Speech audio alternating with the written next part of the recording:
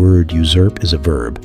That means to take control or seize power illegally or by force. When someone usurps, they're not just assuming control, they're doing so without proper authority, often pushing aside someone who legitimately holds the role or power. Origins usurp has Latin roots originating from usurpare, meaning to take possession or to make use of. It carries a negative connotation because it implies an unauthorized or illegitimate claim.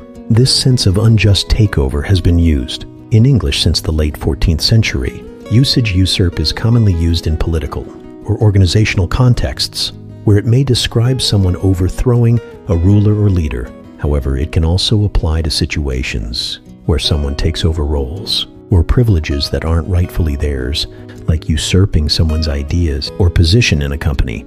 For example, the general tried to usurp the throne, leading to a fierce conflict within the kingdom. She felt her colleague had usurped her project, ideas without giving proper credit. Synonyms.